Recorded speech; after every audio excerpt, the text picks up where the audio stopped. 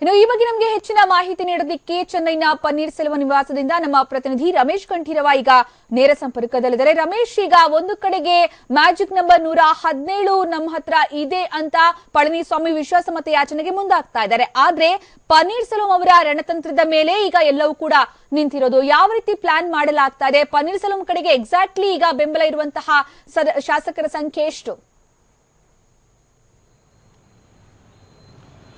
ಹೌದು ಸುಕನ್ಯಾ, ಏನು magic number ಇದೆ ಅದಕ್ಕಿಂತ ಹೆಚ್ಚು ಶಾಸಕರು ನಮ್ಮ ಕಡೆಯಲ್ಲಿದ್ದಾರೆ. ಹಾಗಾಗಿ ನಾವು ಇದನ್ನ ಏನು ಸರ್ಕಾರದ ವಿಶ್ವಾಸಮತ ಯಾಚನೆ ಮಾಡಿ ಸರ್ಕಾರ ಮುಂದುವರಿಯುತ್ತೆ ಅನ್ನೋಂಥ ವಿಶ್ವಾಸದಲ್ಲಿ ಬೀಗ್ತಾ ಇದ್ದಾರೆ ಎಡಪ್ಪಾಡಿ ಪಳನಿಸ್ವಾಮಿ.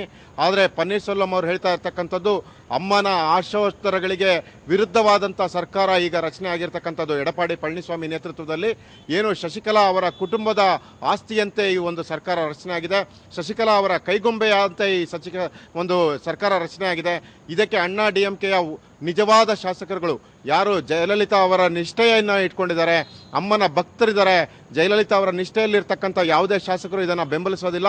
ಈಗ ಅವರನ್ನೆಲ್ಲ ರೆಸಾರ್ಟ್ನಲ್ಲಿ ಕೂಡ ಹಾಕಿರೋದ್ರಿಂದ ಅವರು ಒಂದು ಸಹಿ ಮಾಡಿಕೊಟ್ಟಿರ್ಬೋದು, ರಾಜ್ಯಪಾಲರಿಗೆ ಒಂದು ಸಹಿ ಮಾಡಿಕೊಟ್ಟಿರ್ಬೋದು, ಅವರ ಜೊತೆಗಿರ್ಬೋದು.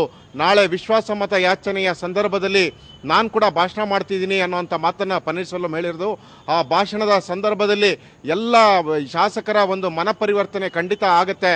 ಆ ಸಂದರ್ಭದಲ್ಲಿ ಎಲ್ಲರೂ ಕೂಡ ಈಗಿರ್ತಕ್ಕಂಥ ಎಡಪ್ಪಾಡಿ ಪಳನಿಸ್ವಾಮಿ ವಿರುದ್ಧ ಎಲ್ಲರೂ ಮತ ಚಲಾಯಿಸ್ತಾರೆ. ಅಮ್ಮನ ಆಶೋತ್ತರದಂತೆ ಹೊಸ ಸರ್ಕಾರ ಮುಂದೆ ರಚನೆ ಆಗತ್ತೆ ಅನ್ನೋಂಥ ವಿಶ್ವಾಸವನ್ನ ಈಗ ಪನ್ನೀರ್ ಸೆಲ್ವಂ ವ್ಯಕ್ತಪಡಿಸ್ತಾ ಇರತಕ್ಕಂಥದ್ದು. ಹೀಗಾಗಿ MLAಗಳನ್ನ ಸೆಳೆಯೋದಕ್ಕೆ ನಾವು ಬೇರೆ ಬೇರೆ ತಂತ್ರಗಳನ್ನು, ಹಿಂಬಾಗಿಲಿನ ತಂತ್ರ ಯಾವುದನ್ನು ನಾವು ಬಳಸೋದಿಲ್ಲ. ನೇರವಾಗಿ ವಿಧಾನಸಭೆಯಲ್ಲಿ ನಡೀತಕ್ಕಂಥ ಚರ್ಚೆಯ ವೇದಿಕೆಯನ್ನೇ ನಾವು ಬಳಸ್ಕೊತೀವಿ ಅನ್ನೋ ಮಾತನ್ನ ಪನ್ನೀರ್ ಸೆಲ್ವಂ ಅವರು ಸ್ಪಷ್ಟಪಡಿಸಿದ್ದಾರೆ. ಈ ಸಂಬಂಧ ಇವತ್ತು ಬೆಳಗ್ಗೆ ಅವರ ಮನೆಯಲ್ಲಿ ಅನೇಕ ನಾಯಕರುಗಳು, ಏನೋ ಅವರ ಜೊತೆಗಿರ್ತಕ್ಕಂಥ ನಾಯಕರುಗಳು, ಹಿರಿಯ ನಾಯಕರುಗಳಾದಂಥ PH ಪಾಂಡ್ಯನ್, ಪೊನ್ನಯ್ಯನ್, KP ಮುನುಸ್ವಾಮಿ ಸೇರಿದಂತೆ ಎಲ್ಲರ ಜೊತೆಗೂ 2 ಸುತ್ತಿನ ಮಾತುಕತೆಯನ್ನು ನಡೆಸಿದ್ದಾರೆ. ಅದರಂತೆ ಅವರ ಎಲ್ಲ ನಾಯಕರುಗಳನ್ನು ಅಸೆಂಬ್ಲಿ ಸ್ಪೀಕರ್ ಹತ್ರ ಕಳಿಸಿದ್ದಾರೆ.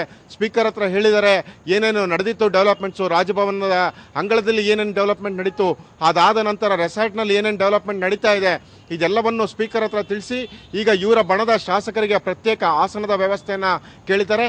ನಾಳೆ ಚರ್ಚೆಯಲ್ಲಿ ಪನ್ನೀರ್ ಸೆಲ್ವಂ ಬಣದವರಿಗೆ ಹೆಚ್ಚಿನ ಅವಕಾಶವನ್ನು ಮಾತನಾಡೋದಕ್ಕೆ ಕೊಡಬೇಕು ಅನ್ನೋದಂಥ ಒಂದು ಮನವಿಯನ್ನು ಕೂಡ ಮಾಡಿಕೊಂಡಿದ್ದಾರೆ. ಏನು ಭಾಷಣದ ಅವಕಾಶ ಸಿಗುತ್ತೆ ಅದನ್ನೇ ವೇದಿಕೆಯಾಗಿ ಬಳಸಿಕೊಂಡು ಉಳಿದಂಥ ಶಾಸಕರುಗಳು ಯಾರು ಈಗ ಎಡಪ್ಪಾಡಿ ಪಳನಿಸ್ವಾಮಿಯನ್ನ ಬೆಂಬಲಿಸ್ತಾ ಇದ್ದಾರೆ, ಶಶಿಕಲಾ ಬಣದ ಶಾಸಕರಿದ್ದಾರೆ, ಅವರನ್ನ ಸೆಳೆದು ಅವರ ಮೂಲಕ ಈ ಸರ್ಕಾರವನ್ನು ಉರುಳಿಸ್ತೀವಿ, ಅಮ್ಮನ ಆಶೋತ್ತರದ ಸರ್ಕಾರ ಮುಂದೆ ಏರ್ಪಡುತ್ತೆ ಅನ್ನೋಂಥ ವಿಶ್ವಾಸವನ್ನ ಪನ್ನೀರ್ ಸೆಲ್ವಂ ವ್ಯಕ್ತಪಡಿಸ್ತಾ ಇದ್ದಾರೆ. ಸುಕನ್ಯಾ, ಧನ್ಯವಾದ.